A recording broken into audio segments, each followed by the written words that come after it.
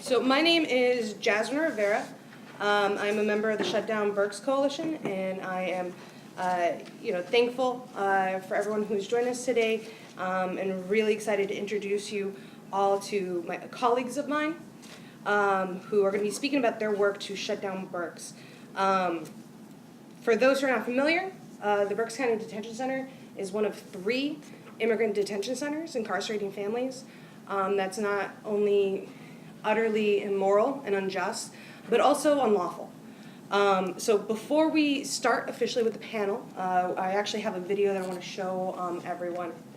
And I also, before we get into that video, because that video is speaking specifically about this detention center, I just want to kind of ground us in the long-term work and vision of this coalition. That even though today we are focusing specifically on this particular prison, we recognize that all family detention needs to end. We recognize that the family detention and immigrant detention is part of the deportation machine, and the deportation machine is a part of a larger prison industrial complex that is criminalizing and separating families. And we believe that all people have basic human rights, whether that's to be able to migrate or to live a life with dignity and respect. And so we'll talk today very specifically about this campaign, but it has always been rooted in this quest for full liberation for all people. So I'm going to share with everyone right now a video on Berks. I thought that they would give me asylum quickly and that I could soon leave with my family. Gladys Dubon wanted to save her daughter from the violence of her native Honduras. Criminal gangs had abducted Catherine as a toddler, forcing Gladys to come up with a $5,000 ransom. But her dream of finding asylum in the United States stalled as soon as she and Catherine crossed the U.S. border. They were placed in a detention center where 3-year-old Catherine started vomiting up blood all over her clothes. When I brought her to the medical staff, they did nothing more than clean her up and tell me to give her sufficient water and make sure she gets enough rest. How long did it take for you to see a doctor? 4 days. They didn't pay attention until, at last, when she started to look very bad, without color, pale, not eating, that they sent her to a doctor in the hospital. The incident took place here at the Berks County Family Center in rural Pennsylvania, where undocumented families wait for an immigration judge to rule on their cases. Some of them have been detained for more than a year. Immigration advocates say that undocumented children and their parents used to be released on bond after a short time. But following last summer's wave of unaccompanied minors, the U.S. government changed its policy and started to detain entire families for extended periods. It is the most disturbing experience in my whole life. This man, whom we're calling Muhammad, spent 5 months at Berks County with his teenage daughter before he was granted asylum. 90% of the people there are from Central America. 90% of them are women with little kids. Anyone who goes to that place and look at in the eyes of those kids, he would like them to go out the next day, the same day. These women are the strongest people I've ever met. I don't know how they do it. I don't know how they do it for their children. Carol Ann Donahoe is an immigration attorney representing many of the mothers and children detained at Berks County. My one client, if they are still here in August, her 5-year-old daughter will have spent 2 birthdays locked up. Nearly 100 people are held at Berks County Family Center. The grounds are well kept and there's no fence, but the detainees are under constant guard. We're not allowed to take our cameras inside, but there are women just on the other side of those walls who have agreed to give us a call so we can hear a little bit more about their experience on the inside. It's been a very hard experience for me and my children. My children are always afraid of the workers because of the way they treat us. ¿Por qué? Why are you afraid of the workers? They yell at you. They won't let the children play freely. In January, a Berks County guard was charged with 7 felony counts of sexual assault of a 19-year-old detainee from Honduras. According to the criminal complaint, The teenage victim told police that she worried about negative consequences of refusing the guard's advances. The guard's attorney declined America Tonight's request for comment. The guard was fired, but they did not counsel the women, they did not counsel the children, they did not tell them, this was a power imbalance. The week we visited the center, the women we spoke with by phone and others went on strike, refusing the cleaning and custodial work they say ICE requires them to do for just $1 a day. ICE declined America Tonight's request for an on-camera interview, but in a statement said that the work program is completely voluntary and contributes to the well-being of the residents. A federal judge issued a ruling in April that found the family detention centers illegal because of the confinement of children. But the judge called the ruling tentative and placed it under a gag order. In a leaked copy of the ruling obtained by McClatchy newspapers, she challenged the idea that detention is actually deterring other would-be immigrants. As for Gladys Dubon, she and her daughter Catherine received good news last month. A judge ordered their release because of the child's history of being abducted in Honduras. At my last hearing, I had to describe all my fears, everything that had happened, and he believed what I had been saying.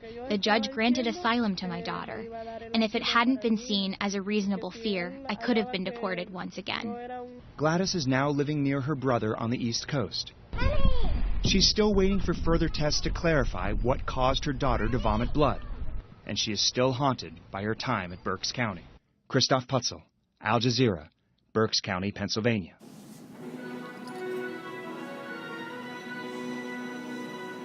So unfortunately, that report is a couple of years old now.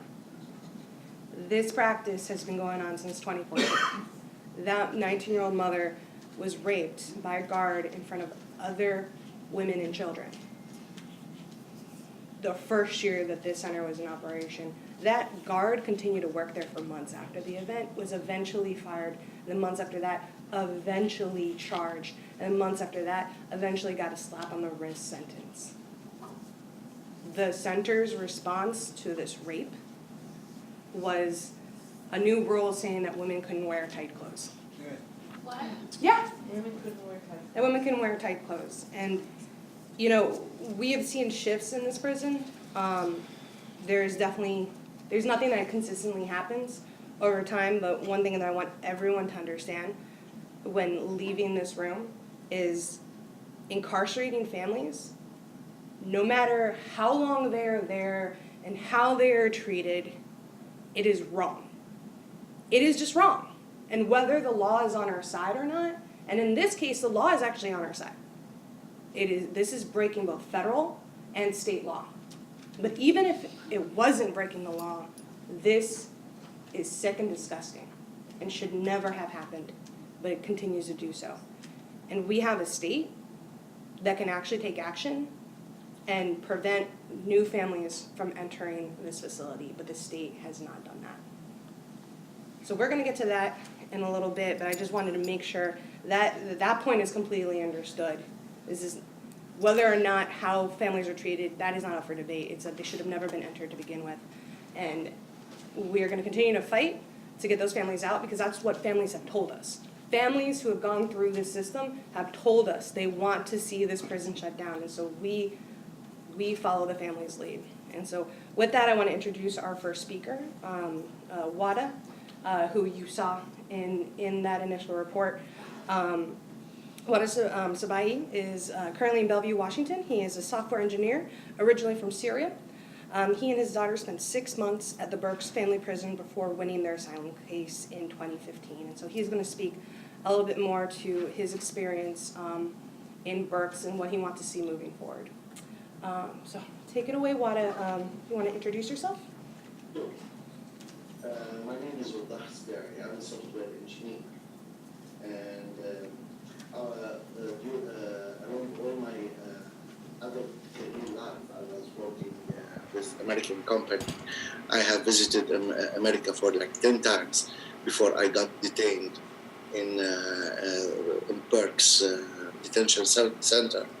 So I know a lot about America and Americans, and I believe and still believe that the Americans are most generous and most greatest nation that I have ever have a contact with. In 2011, the Syrian revolution started, and suddenly I became a traitor for my country, because I helped some of the people who got displaced or injured because of the events. And Syria was no more home for me, because if I stay, I will be definitely killed. So I moved to Jordan, and Jordan is a very small country. Their population is only 5 million people, and a lot of Syrians started to move there.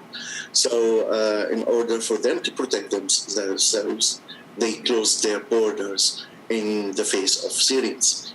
Half of my family was in Syria, and half of it was in Jordan. And there were no way for me to be united with my family. And it was a time to find a new home. So my daughter asked me when I was trying to, when we started our journey to United States, she said, Baba, it means father. She says, Baba, why you are traveling? And my answer was, well, we need a home. We need to find a home. And in the airport of Philadelphia, we faced a gentleman whose name is Mark Jr. I cannot forget his name at all. He started telling me that, and excuse my language here, that the shit of your country is not of my business. You need to solve your own problems. It's not America problems.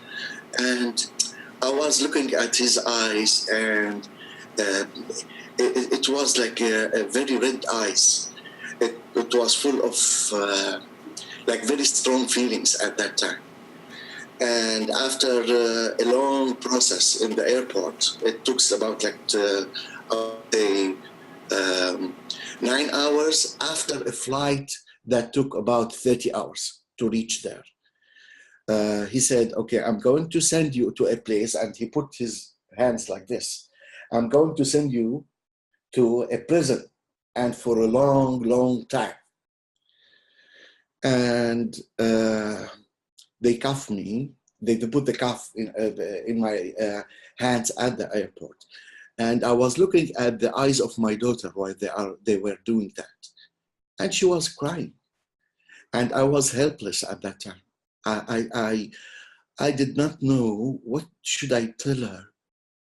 Why I am being treated like a criminal? Why they are putting those cuffs around my my hands? And it was like really one of the worst nights of my life in that airport. And then we went into a place that is called Berks Detention Center. And there I was trying to find out who I am in that center. So I came to know that it's a center that is being licensed by a department that is called Human Services Department. Yeah. And that was good news. Okay, so I am a human. I will be in a place that is being licensed by Human Services. The very ugly fact is that inside this place, you never get to be treated as a human. Even you cannot say that you are being treated as animals, or like if you have cows that you are milking them, you would take care of them more than what you got to be taken care of in that place. And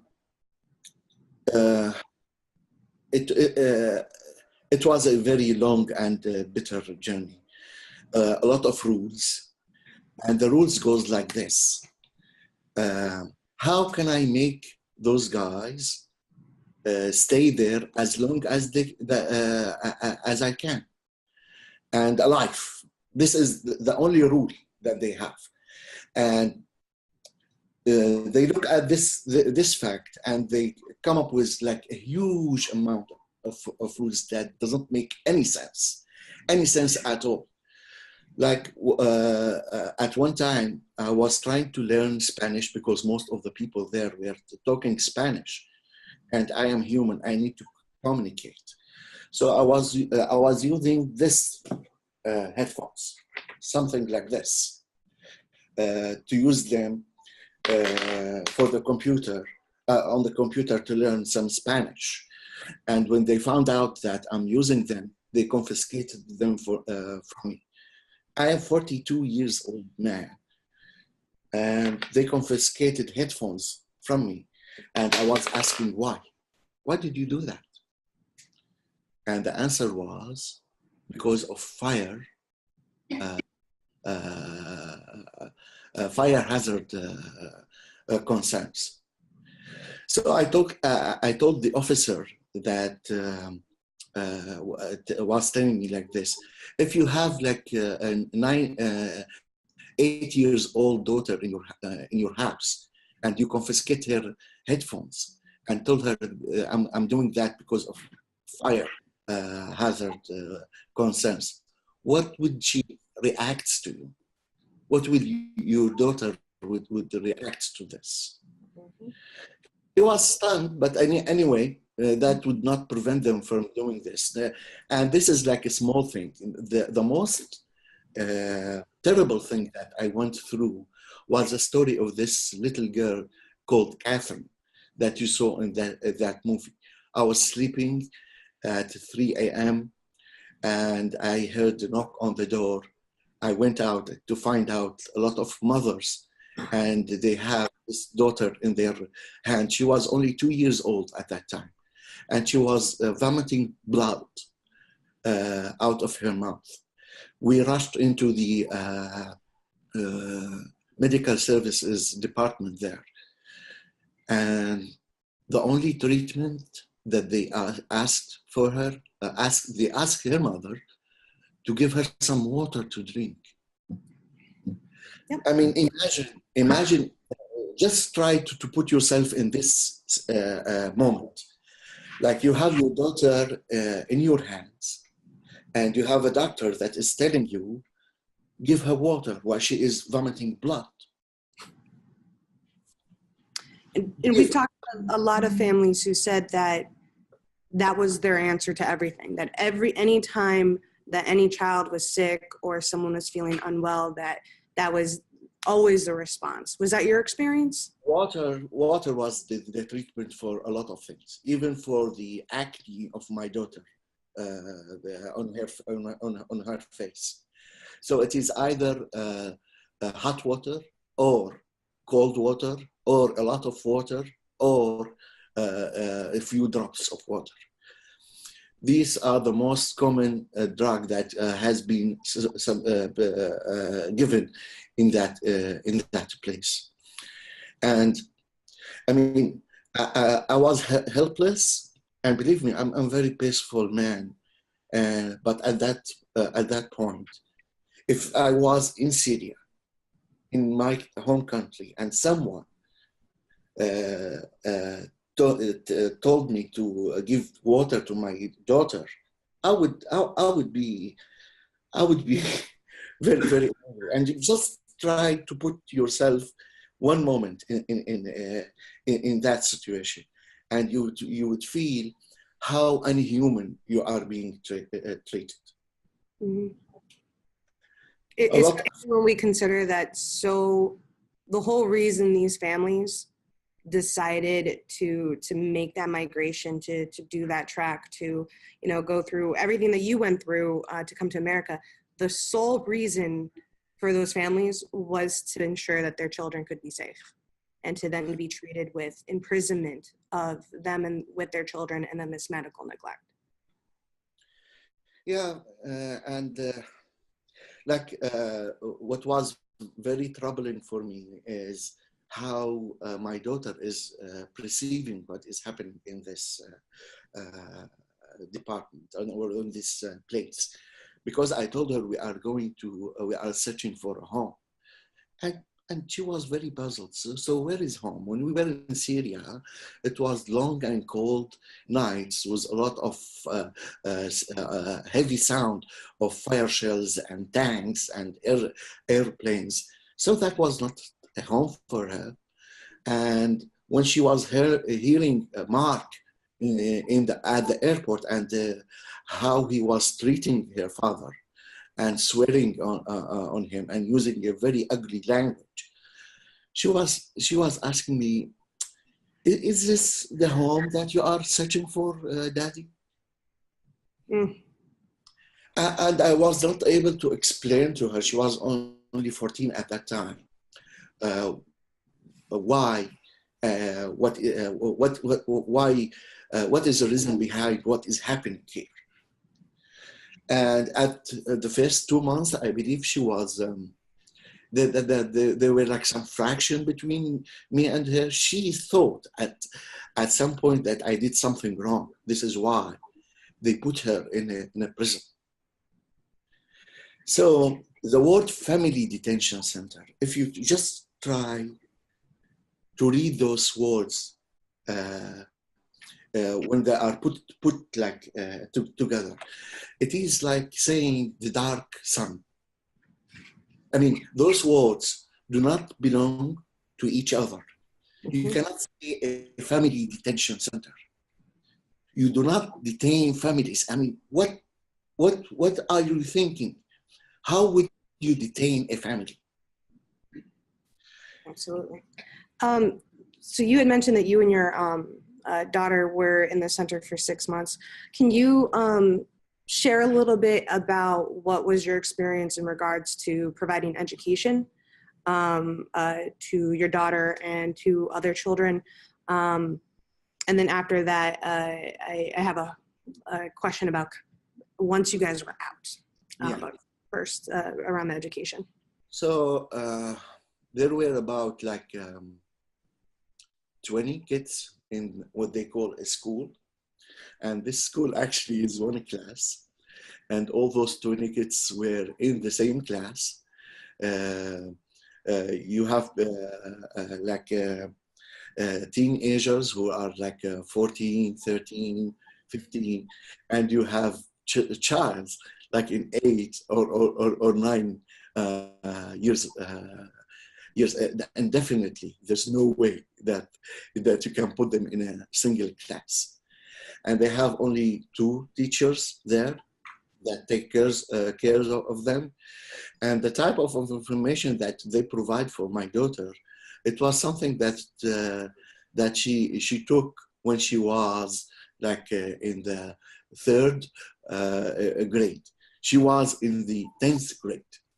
She was in 10th grade. They were asking her to sum and subtract fractions. This was the first lesson that she got in that school. Well, I mean, definitely there were no education also for the mothers that they were there. I tried a lot with the administration of that place to ask them to provide English services. I told them that a lot of your residents here in this center are going to become American citizens. And you need to provide them with English lessons.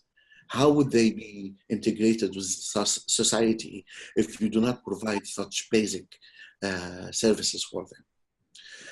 But they were insisting on making me feel more and more helpless and inhuman, because no matter how basic or no matter how simple my request, it will be met with the same negligence and ignorance, and just like as if I'm talking to no one. No one would hear me. No one would try to even reason with me. I mean, reason out with me. We were asking like very, very basic and very simple request in that detention center. But what I came to know is that actually this detention center is a factory. It is not services. It is a place where you provide jobs for people. And this is where you are trying to mix good and evil in the same time. When you look at detention, family detention center as an opportunity to get jobs, it would be very evil. Mm-hmm. And very bad, because now when you are trying to say that this is not human and this is not the way to deal with family, they perceive it as if we are trying to take jobs out of it. Yep. So see this merge between job opportunities and privatizing prisons and families and immigrations and rights and humans. This marriage is falsely. Absolutely. Thank you, Wada. So we're going to move on to the panel. I do want to touch on a few facts before we move on to the panelists. And then, of course, all of our panelists will be available to answer questions and go deeper into their experiences at the end. But one thing that Wada pointed out is that it is true. There is a $1.3 million contract between ICE, which is a below Department of Homeland Security, and the county. And we have county commissioners who have gone public, have stated on camera that to them, one, these families deserve this because they're illegal. No human being is illegal, but I'm using their words. And that that they have it great in there, they're being treated wonderful, and that these jobs are important. And I do want to point out that this center was not used as a prison before. This center was used as an actual residential center. And that shifted, and these jobs didn't go anywhere. They just evolved. And so when we talk about this prioritizing money over people, the reality is that we can do both. We can fight to make sure that folks continue to have union jobs, but not incarcerating people, not incarcerating babies, putting babies in jail. This isn't an either or.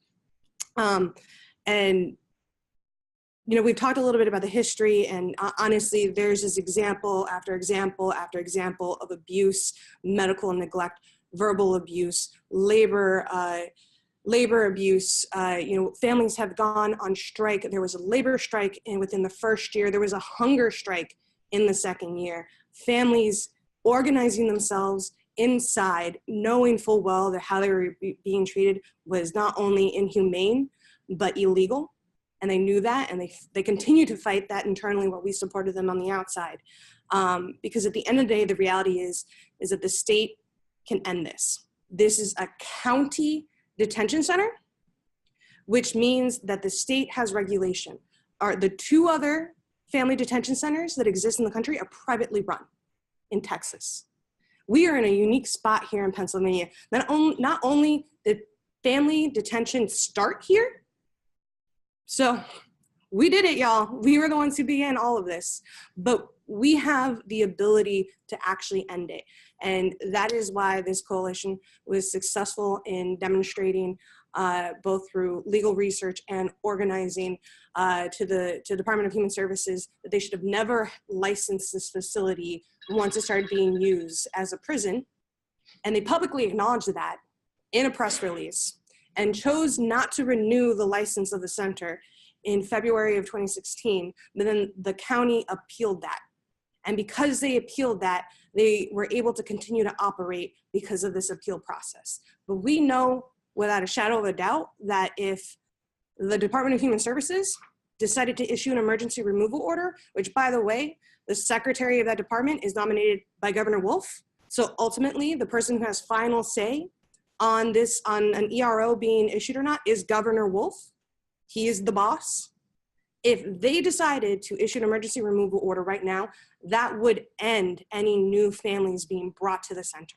that would stop ICE from being able to use these beds for the purpose of family detention.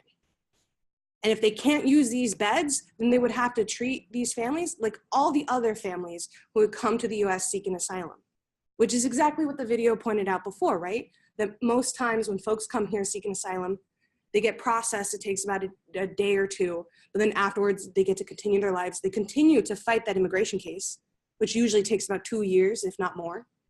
But they get to continue their lives. Your children can go to school, they can get a work permit, they can work, they can contribute to the society. There is absolutely no reason why we need to detain families. None at all. Because the majority of families coming here seeking asylum don't get detained.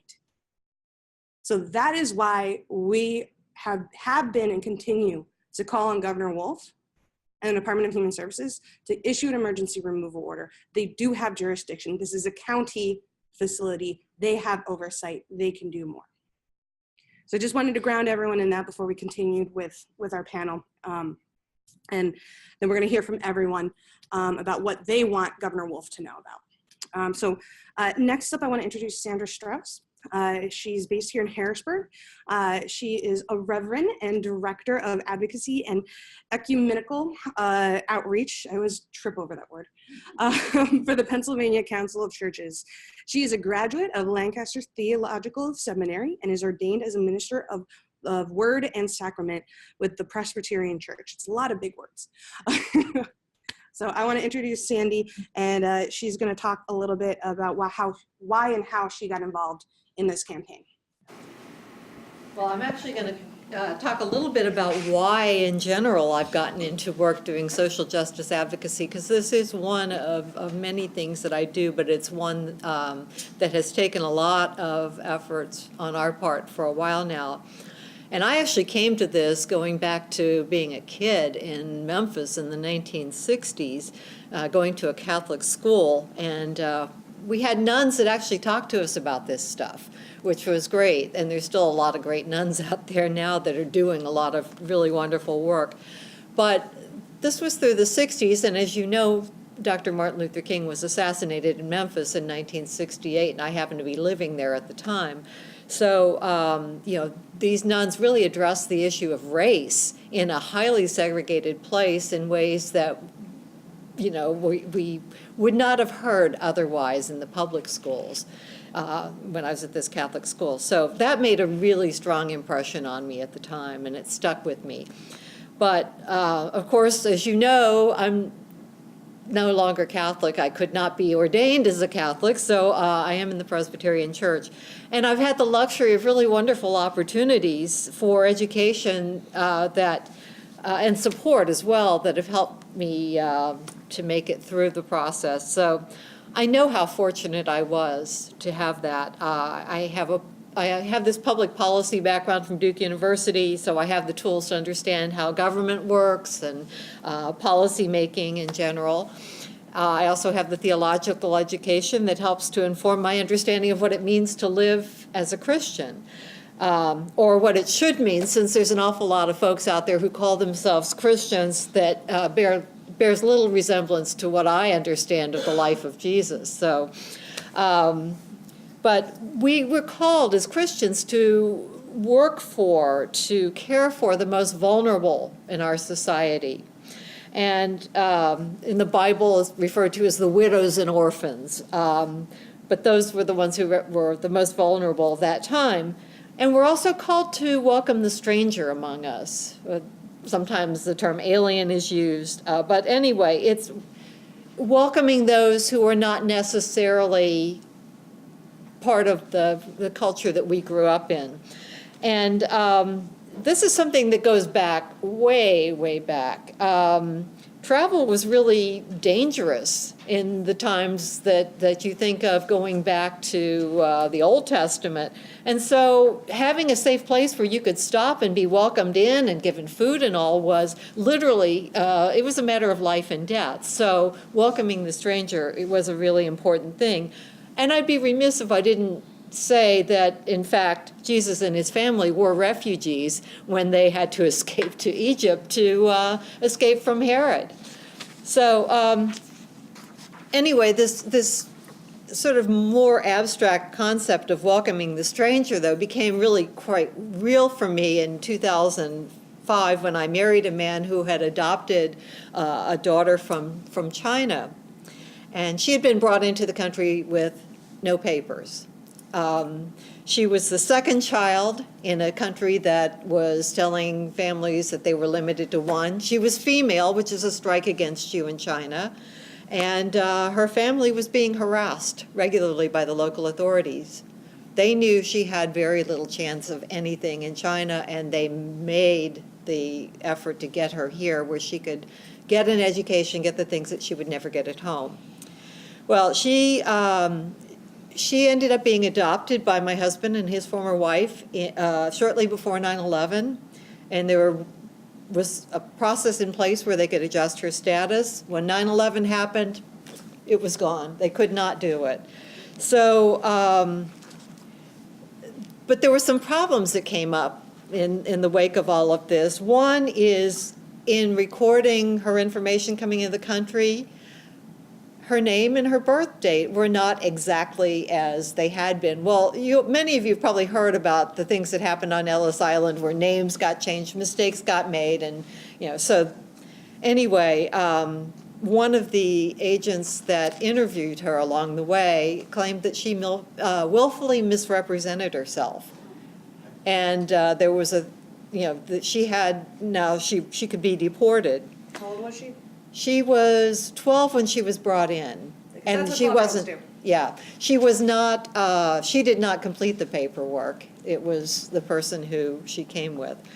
So we knew that at any time ICE could pick her up and take her away, even though she'd been legally adopted here. So I joined the fight to adjust her status in 2005, but it wasn't until 2012 that she finally was able to obtain a green card because there was a sympathetic agent who listened to her story and actually granted her status. She's actually married and has 2 sons and became a citizen 3 years ago after that. So she is now safe, and she knows how fortunate she is and how difficult it is for that to happen. So she's now able to work legally. She graduated first in her class from Messiah College. She has a degree in math. So now she's able to actually use that and work with students who are struggling with math. And so she's really happy now that she can work. Well, this is probably what really drove me to take a stand and exercise my right to engage in nonviolent civil disobedience. And I'd never been arrested before 2014.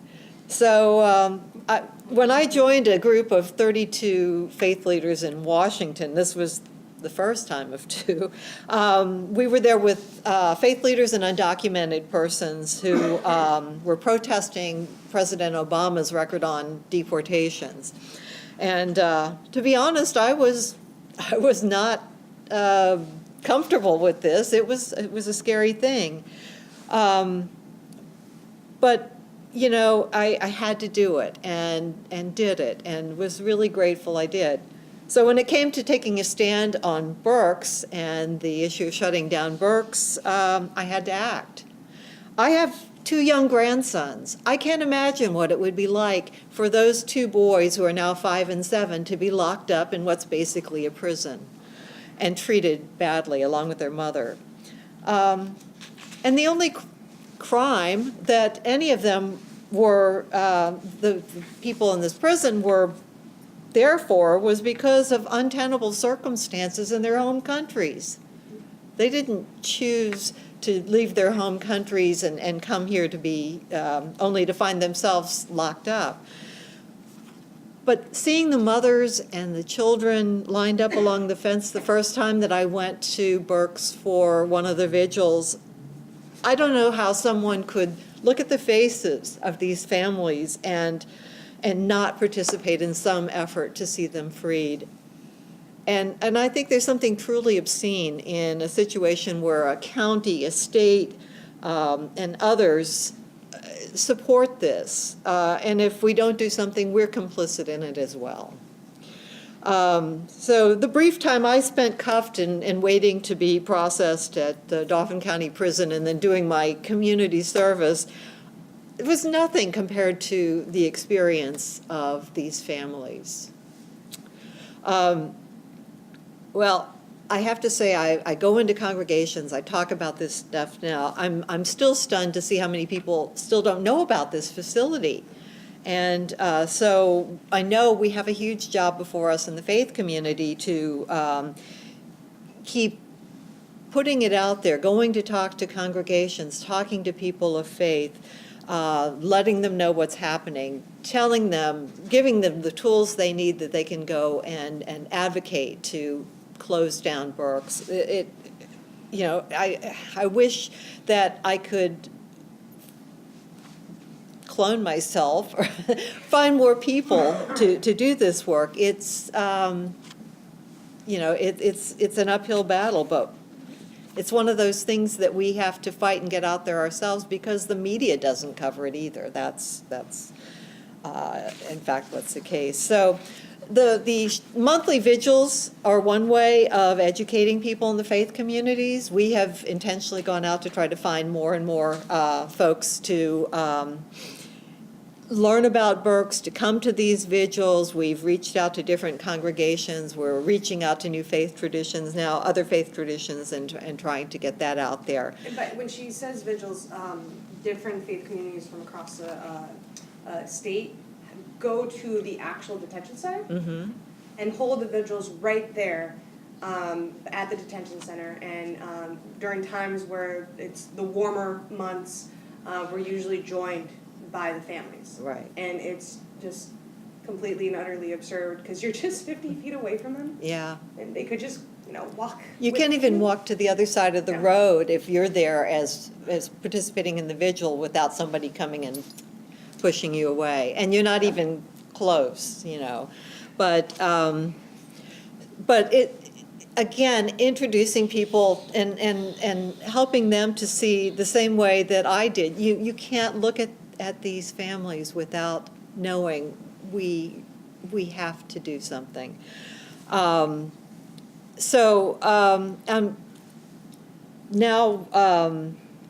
I've been working with our groups as well to participate. There have been several call-ins to the governor. So getting people of faith to call the governor's office.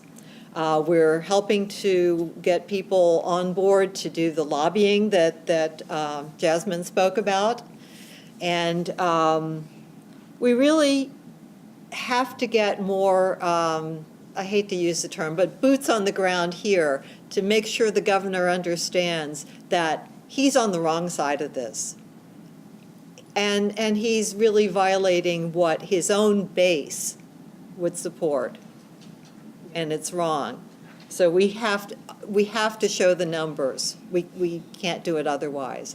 And so, you know, it's kind of my plea to you to say, we need you on board to do this. So anyway, I'll stop with that, and yeah. Thank you, Sandy. You're welcome. And then for those who got it, we have copies in the back. Just a little bit of what Sandy is talking about, what I mentioned before. This photo, these are children who were incarcerated in Berks.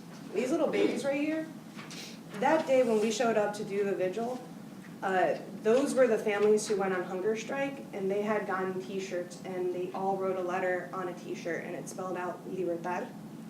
And these babies got together, and while all of us citizens were on one side, they were on the other side with their fists raised, chanting, "We want our freedom," in Spanish. And on that day, some of our folks, just because it's just so absurd that we're separated by nothing, like a little street, really, decided to go over there and hug them, and they got arrested for hugging the families. So I want to introduce next Michelle Angela Ortiz. She is an artist based in Philadelphia. She's a visual artist, skilled muralist, community arts educator, everything above overall chingona, who uses her art as a vehicle to represent people and communities whose histories are often lost or co-opted. Through painting, printmaking, and community arts practices, she creates a safe space for dialogue around some of the most profound issues communities and individuals may face. Thank you, Jasmine. Thank you, Sandy, for sharing your story. Hi, everyone. I'm really happy to be here and to how I find myself as a little gear in the bigger machine that we all need to build to really support these families. I have some images that I wanted to show, but I just wanted to share with you a little bit about. So I'm a child of immigrants. My mother is originally from Colombia and my father is from Puerto Rico. Both of them came to Philadelphia and also experienced violence and poverty within their own communities, which led them to migrate. I was born in South Philadelphia, right by the 9th Street Market. So if you're from South Philly, S-O-U-F, people say the Italian market, but it's really a market of many immigrant families. My mother worked there for 25 years. I have a relationship with many of the vendors there that are coming from Vietnam, that are coming from Senegal, that are coming from China, and also the Italian Americans that I try my best to remind them of their own immigrant history that they tend to forget. And so I'm coming from this very rich place in a sense of I wasn't always entirely accepted, but I was also aware that many of the families were working towards the same goals as my own family, as an immigrant family in the United States. So my work and what I would like to show, you could just show the pictures, you don't have to show the notes. Oh, that's weird. It's not showing. So what I would like to show, these are just short excerpts of a larger presentation. I've been doing this work as an artist for 18 years, meaning I've been doing murals, large-scale public art installations, exhibitions, and utilizing the art as a vehicle to really address these social issues. I've been a U.S. cultural envoy and have gone to all these different countries, including Honduras and Mexico. I've worked on the border towns. I've been in Juarez. I've been in Chihuahua City. I've seen where a lot of the families have actually walked through to come and be try to cross the border and come to the United States. And so by carrying that perspective of my own personal history, along with what I've witnessed as an artist and what I've witnessed in terms of sharing these stories, and one thing that I want to say is, as an artist, it's how do I utilize my art as a way to amplify the existing voice. I'm not giving voice to any of these families because they already have one. And so I'm amplifying their voice and energizing their existing power. And so that's very important when I come to this work and also as an artist, and my perspective in really trying to figure out, and in this case, most importantly with Berks, is trying to figure out how the creative process can not only create education and awareness around these issues and support the efforts of the coalition, but also use these moments as healing moments for the families and for the children that are still, whether they're detained or outside of detention, are still dealing with the trauma of immigrating, the trauma that they faced in the detention, and the trauma of now trying to assimilate in this country that continues to devalue their humanity. And so what I want to share and what I want to share in terms of the imagery here, this is one installation that we did through my Familias Separadas project, Broken Families. This was a project that was done in 2015, and I worked in conjunction with Juntos, an immigrant rights organization that Jasmine was a part of. That's when I met Jasmine. And this was when I actually first heard of Berks. This is a quote from one of the mothers, Ana, who was detained with her daughter.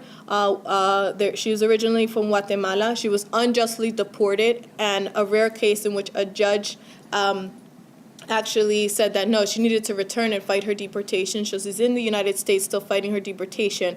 But what I want to mention is that this 90-foot-long stencil, 90 by 30-foot-long stencil, was installed in front of the Immigration Customs Enforcement Building on 16th and Callowhill, which has the jurisdiction for Delaware, New Jersey, and PA. This is the first point of deportation, the first moment of detention. When we fall into the process of deportation and mass incarceration. So this stencil was placed at the doorway and entryway where loved ones are then moved from that first location to prisons and jails. And so this phrase, we're human beings risking our lives for our families and our future, comes from the words of Ana in an interview that she gave while she was actually detained at the Berks Detention Center. No, actually, after she was deported away. Oh yes, that's true. When she was telling at 3:00 in the morning when she was deported and sent out with her daughter from the detention center. So what I want to say is that the phrases of "not one more," the phrases of "si se puede" are important, and as equally as important is how do we utilize these spaces? How do I do it in terms of my creative process to really take those words from Ana, which are so powerful and so many families can identify and connect with them. And we installed this piece on October 12, 2015 on Columbus Day as ICE agents were looking down on us. Indigenous Peoples Day. And yes, that's why I say Columbus Day.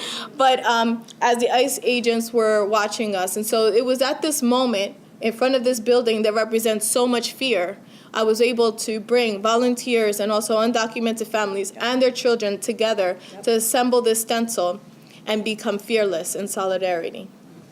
I want to move. It feels great to spray paint the street in front of me. Oh, yes. I brought my parents. Yes. There was also this whole process with the streets commissioner and the mayor and trying to get permission, and that's the other thing that's related into the artistic process and how I'm also trying to be as responsible as I can because I wanted the families to come in without feeling that they could be at risk of being detained at that moment. So we can move to the next piece. I come at this, I came to work with specifically 2 mothers last year from March through August. I participated in some of the vigils. I informed myself of what was going on, trying to know more about what the coalition was doing. And so I became more and more interested in trying to represent, finding a way to really amplify the stories of the mothers. At that time, there were 14 mothers who were detained. Long-term. Long-term, meaning for more than 2 years, close to 2 years. Almost 2 years. They're all been detained for over a year and a half at that point. And so they were the 14 that had been there long-term. There were a few additional families. Yes. That had been there, but not necessarily considered long-term yet. So the 2 mothers that I met were long-term. And I came at a time where I think it was either a few weeks before, 10 of those mothers were deported back to their home country after serving close to 2 years at the detention center. And I also came at a time where the mothers had done the hunger strike, labor strike, had written campaign letters. Needless to say, they were emotionally exhausted. And so for me coming in and saying, hi, I'm an artist, and I want to do an art project, like it just didn't make any sense. And so how I found myself in my position was not coming to them in terms of a campaign letter or to talk about their specific trauma. The questions that I would ask them, the 2 mothers that were willing to have conversations with me, was when was a moment that you felt the most free? What gives you strength? Because as I mentioned, when you are in a position, and as Wara had described, where your humanity is constantly being shredded away by the way that you're treated, it's extremely important that we find those moments to, especially for the mothers, to remind themselves of the strength and the resilience that they have. And so I see that strength and resilience every time I walked into the center and they were able to smile and bring joy to the faces of their children. I have a 3-year-old. I can't even imagine my son being in those conditions. So to be able, and I'll wrap this up. So in short, we move over to the next slide. This was and we can just play a short excerpt of this. I created a moving monument, a part of a citywide exhibition in Philadelphia, where I actually projected so we'll play it for a little short second, and then I want to show Flores de Libertad, but hold on 1 second, I'll explain. So this moving monument was projected onto the north gates of City Hall. So in the presence of Benjamin Franklin and William Penn and Frank Rizzo, if any of you know who Frank Rizzo is, you hear the story of one of the mothers telling her story, her combined written story, the 2 mothers. They recorded days after her release, and with the help of Jose, who's here, Mazariegos, who's an animator, he helped me be able to map out exactly the movements of this animation that you're about to see. We could play it now.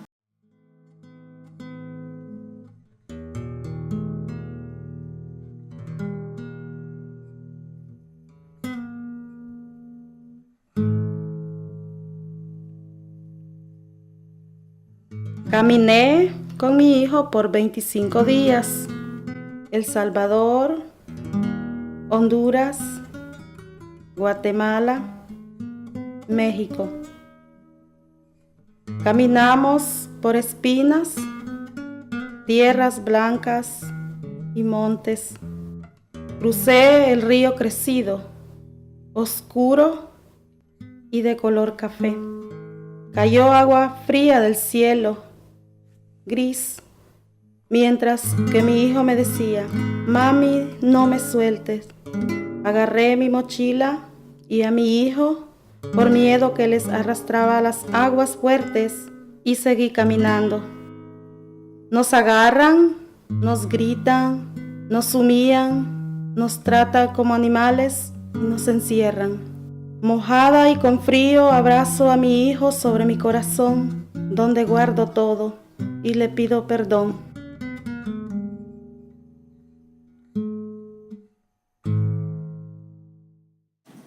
That's just one short excerpt of the 3-minute version of the animation, which is now online, and you can see it on the facade of City Hall. Can you go to the next picture, if you can? And then this is the image of one of the mothers walking freely with her son days after her release. And I've been in contact with both mothers to continue to do this work, not just with the mothers that are in the United States still fighting against their deportation, but connecting with those mothers that were deported, that the center and the state feel that we've kind of washed our hands of these women. My mission right now is to bring back the voices of the mothers into the space, and specifically here in Harrisburg. And so what I want to, you could go to the next slide. This was the projection, and what I want to end is with this 2-minute video of an extension of the moving monument. Was a series of workshops that I held at the Barnes Foundation, which was really interesting when we think about the concept of like our movement. So there might be people that won't go to a vigil, who won't show up at Governor Wolf's office. And what was interesting about doing the paper flowers, because that was the only really form of art that I could do with the mothers inside, and that gave inspiration for the flowers of freedom, Flores de Libertad. And so what I was able to do is do a number of workshops, and people come in, they're like, oh, I want to do flowers. And then through this very simple activity, they were able to learn about Berks, sign up, they were able to give donations, and be informed as constituents in our state about this particular issue. 1,600 paper flowers, including the flowers of the mothers, carried messages of freedom, hand-dyed, and were assembled to form the words Libertad, and were also installed in front of the gates of City Hall in Philadelphia, and I'm hoping that I can bring it here to Harrisburg too. So if we could just play the last video and then we're done.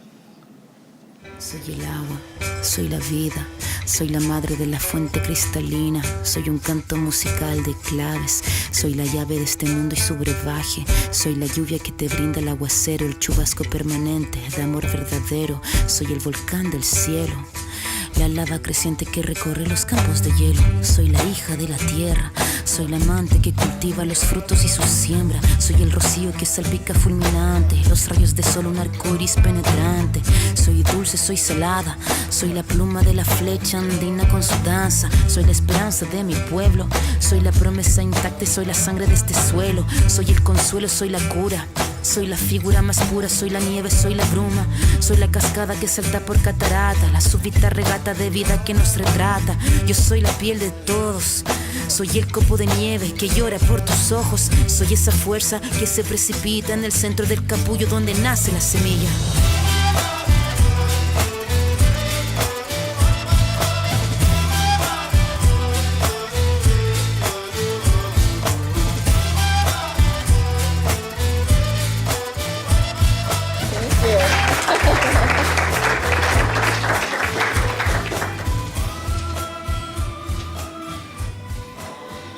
What was awesome is that the two moms, you could go up, because that goes all the way up at the very end. That there's a photo. Oh yeah, there you go. And the two mothers that I'm in contact with, they're on Facebook, and they were able to see, they're not in Philadelphia anymore or in the state, but they were able to see this work. They were able to hear the messages of so many of the people that did the flowers. And that in itself is so powerful, and it helps them through the transitions that they're going through right now. But one thing that, so I installed this piece as a way to create attention, and then it was followed shortly with a press conference of the Shut Down Berks Coalition, that it happened to be that Governor Tom Wolf was there in City Hall. Pulled up, like, just a few hundred feet away from us. Like, saw this installation. Yes, saw the installation. And then Jasmine, of course, rushed over to confront him.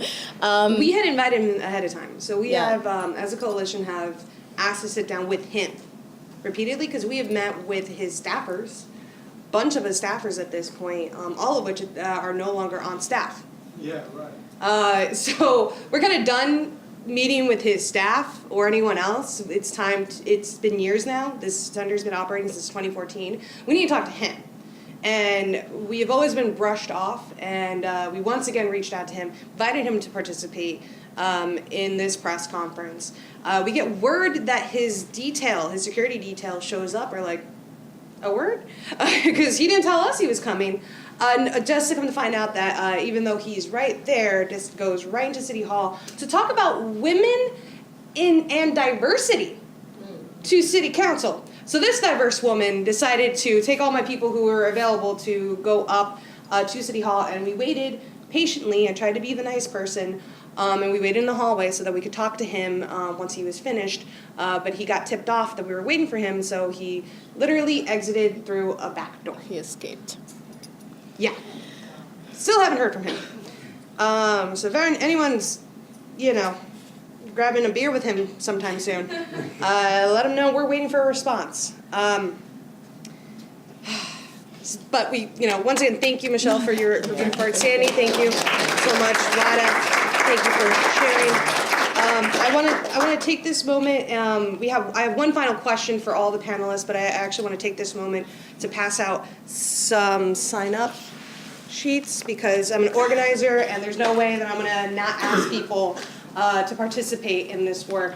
And so I'll hand some out. I don't know if Eric, you want to pass these out. When we're talking about Governor Wolf, like Sandy so beautifully put it, he needs to hear from us. The only way he's going to act is if he hears from us. And so we are working with groups all over the state. We have lots of folks who have participated in some kind of way in the last 3-4 years. And so we're doing webinar trainings so that they can be prepped to do a lobby visit. And then groups can decide which day, what time, and even what office, because Governor Wolf has 5 offices across the state. And they can decide as a group, or as, an organization, or as a church, to go to that particular office on the day at the time that is best for them, and tell their governor, tell his staff, this is what we want you to do. We know you can issue an emergency removal order. We know this is an election year.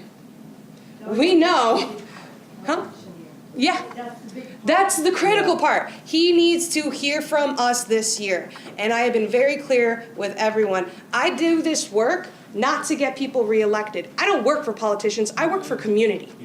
I'm here to hold electeds accountable. And if he doesn't take action this year, I don't foresee him taking action ever. And frankly, he should have done this a long time ago. The moment you hear that there are babies in jail, you should act. I don't care if you have the law on your side or not. This is one of those moments where you ask yourself, what would I have done in Nazi Germany? What would I have done in slavery here in the U.S.? Would I have protected a human being? Or would I have looked the other way because I was too afraid of the law? Well, once again, we're living in this situation. People talking about internment camps might happen. Internment camps have been happening since 2014 in this country. And it needs to end. So that's why I encourage everyone, if you're interested in lobbying, we have this form on paper, but we also have it online. And so I'm going to take this moment now to ask all of the panelists One last question, and then if you guys have any questions for our panelists, we definitely invite you to ask them. I would love to hear from all three of you. What would you say to Governor Wolf if he was in the room right now? And I'm going to start off with Wada. Okay, so the first thing that I would ask him is just to make the wrong right. I need to make sure that privatizing prisons is no more a policy that is being done here at the lands of the United States, because it is totally wrong. If you look at it from any angle, it doesn't make any sense. Now, this is the first point that I would like to tell him about. Now, the second point is there's no need to say that a state would lose jobs because we are asking them to shut down this place. The same staff can provide human services for immigration. The same staff that you are using right now as guard in prison, they can become human service providers. The same place that you have right now can break out their locks, open their rooms for people who really needs a place to live, who really needs some medical assistant where they are fighting for their legal right. We don't want to get anything illegal. We are not looking for charity. We are just looking for legal paths for our legitimate cases. And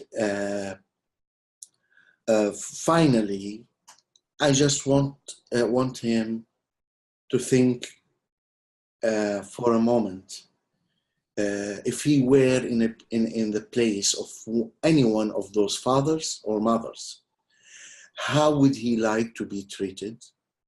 And this is exactly what I want to see happen. And that's it. Thank you, Wada. Sure. I would say, what is he doing, or to take action against Berks and set an example. Set an example for so many states, and as Wada had mentioned, there's ways that you can think about jobs, but can still benefit and welcome these families who are fleeing from so many intense situations in their home countries. How can Pennsylvania become a shining example of what really democracy and freedom is supposed to stand for? And so for me, that's my message to him. I mean, I know, and I could be mistaken, at some point in time, they were looking at Berks as a way to replicate, right? So why don't you think of something that can be replicated, but that still stands for human rights and still stands as that positive example that we want to set in our country, especially within the climate that we're living in. Yeah. So that's what I would say to him directly. Thank you. And I would say, take off the politician hat. As a human being, what would you do?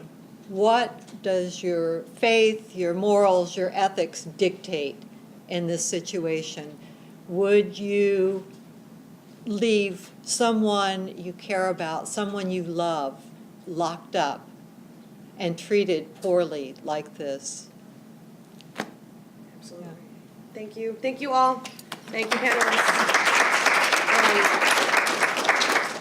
I got the 4-minute mark from Dan a few minutes ago, so I think it's time to wrap up. But if anyone wants to talk individually with any of us here, Wada, I don't know if you need to log off or if you have a little bit of time. We're available to talk, but I know the program for the day is still moving. So thank you, everyone.